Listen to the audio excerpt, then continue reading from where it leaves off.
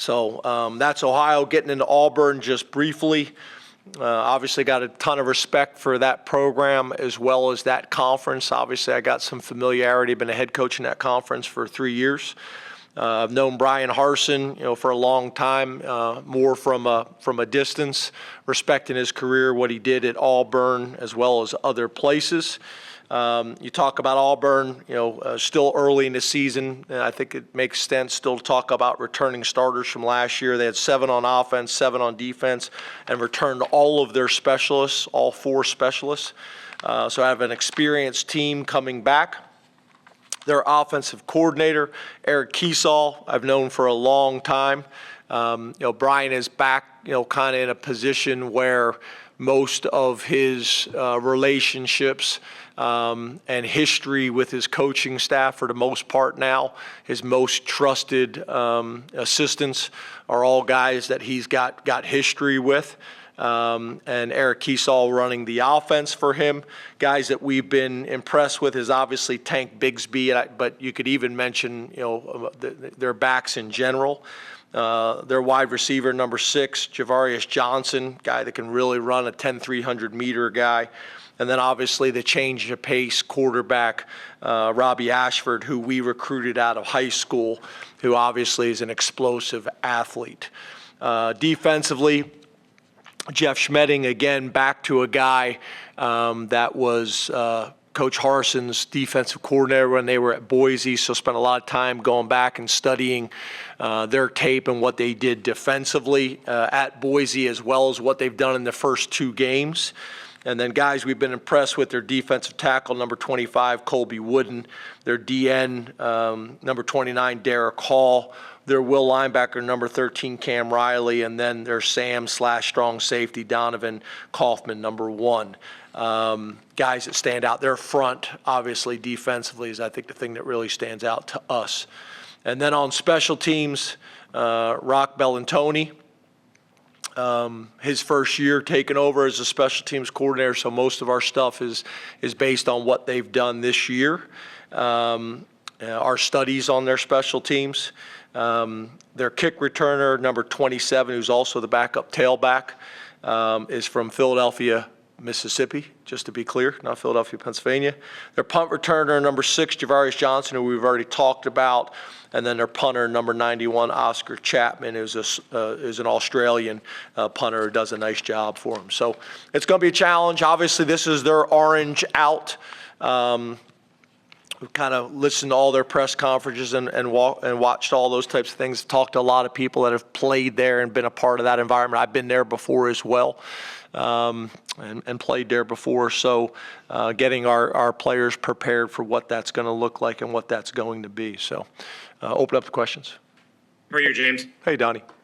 Hey, how do you prepare for a tough environment? Is that easier thought of than actually accomplished? And how do you compare what you see at Jordan-Hare to what you see at the Big Ten or anywhere else in the SEC, since you've done it a lot? Yeah, I think it's going to be similar to some of the better environments in the country. There's no doubt about it. Obviously, they take a ton of pride in their program and their university and their community, and obviously football is really important there, and in that region of the country. So we know it's going to be challenging and got a ton of respect for it, but we didn't wait until this week to get started with it. We did it during training camp, but we really did it last week. The guys were looking at me like I was crazy, the staff and the players, like, we went all silent count all last week in practice with, as everybody knows, with the music as loud as possible.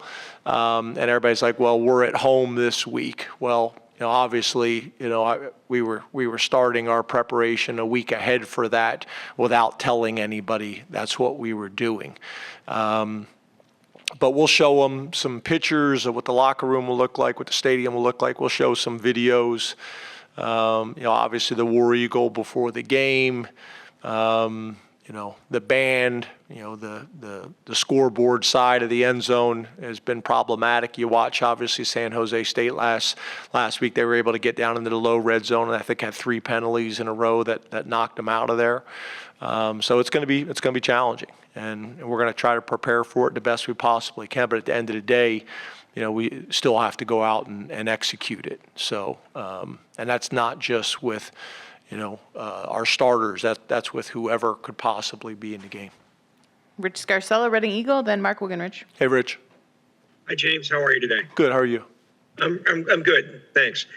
How would you assess your run defense and your linebacker play through the first two games, knowing, that you haven't really faced a team that's a run-oriented team, and also with Auburn being a run-oriented team? Yeah, I think your point is a good one. It's hard to get a true evaluation on that.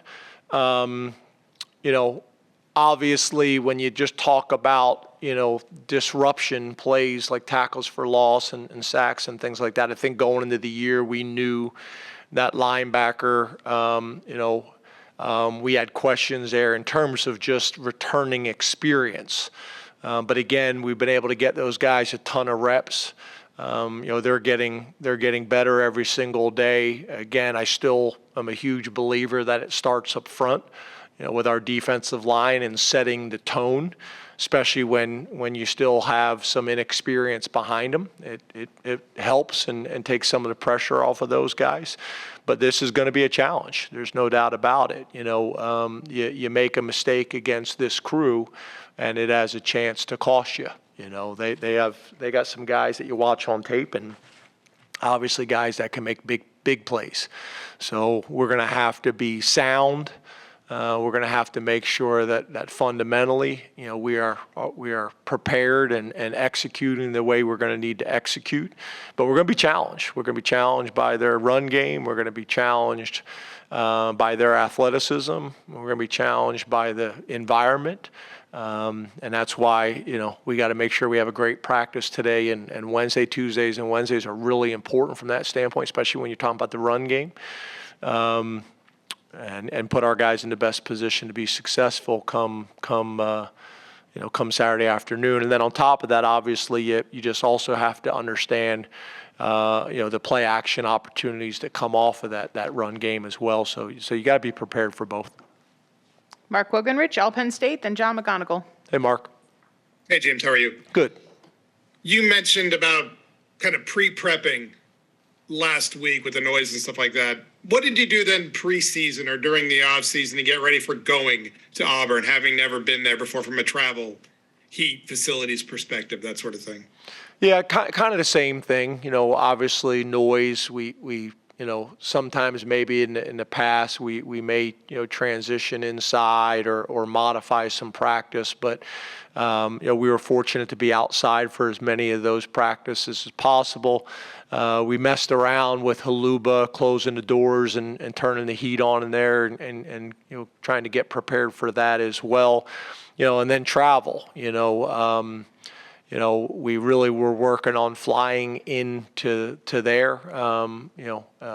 But that wasn't able to get done. So flights, are challenging. Hotels are challenging. Our hotel's about an hour from campus. I actually think they used to stay an hour from campus as well as the home team. So there's some things that we're going to talk to the team about today just to be prepared for. But we got a plan for it. But it is a little bit different than the way we normally operate. That's why I'll tell them today and go through those things. Kevin Threlkill will go through them at the end of practice, just so our guys, I don't want them ever to be caught off guard on Saturday afternoon, that they're prepared for what those types of things are going to be. But for the most part, everything else in our routine will be similar. We'll be as prepared as we possibly can be, for the environment. But once again, at the end of the day, you still got to be able to go execute, at the moment and at the time. Curtis Jacobs was telling us today he's excited to go against Auburn's run game and excited to put the hard hat on, and he didn't come to Penn State to play 7-on-7 football. How are the rest of the front seven feeling going into a game against Auburn with a strong run game? It's interesting that Curtis said that, because when we recruited him, his dad, we had a bunch of heated arguments that he was a wide receiver. So it's interesting, that this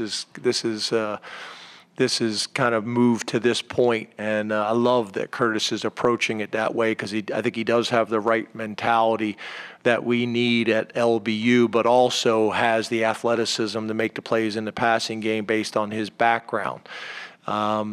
He's kind of the total package, and I think he's been playing really well. I thought last week played really well. But yeah, I think, obviously that approach this week, not just with Curtis, but with our entire front seven, our defensive line, our defensive tackles, and our entire linebacking core will be tested this week, not just in the run game, but also the complementary play action passes that are going to put those guys in conflict, and some of the RPO stuff as well. So, it'll be really important, and I'm glad, that we're talking on Tuesday, and he's got that approach, and that will be reinforced in the team meeting, and that'll be reinforced at practice.